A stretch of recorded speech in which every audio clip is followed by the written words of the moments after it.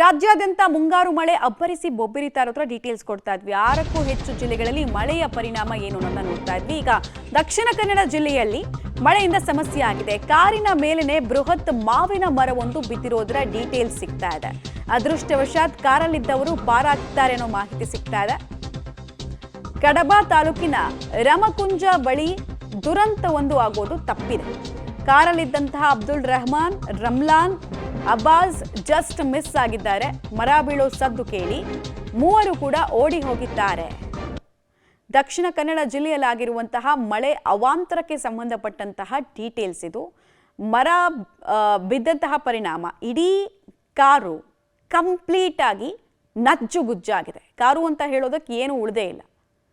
ನೀಲಿ ಬಣ್ಣದ ಕಾರನ್ನು ಗಮನಿಸ್ತಾ ಇದ್ದಾರೆ, ಯಾವ ಸ್ಥಿತಿಯಲ್ಲಿ ಅದು ಕಂಡು ಬಂದಿದೆ ಅಂತ. ಇನ್ನೊಂದು, ಎಷ್ಟು ದೊಡ್ಡ ಗಾತ್ರದ ಮರ ಅನ್ನೋದನ್ನ ನೀವು ಬುಡ ಸಮೇತ ಬಿದ್ದಿರುವಂತಹ ಮರದ ಫುಟೇಜಸ್ ಅನ್ನು ನೋಡ್ತಾ ಇದ್ರೆ ಗೊತ್ತಾಗತ್ತೆ. ಬದುಕುಳಿದವರು ನಿಜವಾಗ್ಲೂ ಅವ್ರದ್ದು ಅದೃಷ್ಟ ಚೆನ್ನಾಗಿತ್ತು, ಆಯುಷ್ಯ ಇನ್ನೂ ಗಟ್ಟಿ ಇತ್ತು. ಮರ ಬೀಳುವಂತಹ ಸದ್ದು ಕೇಳಿ ಓಡ್ ಹೋದ್ರು, ಅವರು ತಪ್ಪಿಸ್ಕೊಡ್ರು. ಶಬ್ದದ ಅಂದಾಜು ಮಾಡಿದ್ರ ಪರಿಣಾಮ ಅವರು ಬದುಕುಳಿದ್ರು. ಇಲ್ಲಾಂದ್ರೆ ಬಿದ್ದಿರೋ ತೀವ್ರತೆಯನ್ನು ನೋಡ್ತಾ ಇದ್ರೆ ಕಾರಲ್ಲಿದ್ದವರು ಬದುಕುಳಿಯುವಂತಹ ಯಾವುದೇ ಚಾನ್ಸಸ್ ಕೂಡ ಇರ್ತಾ ಇರಲಿಲ್ಲ.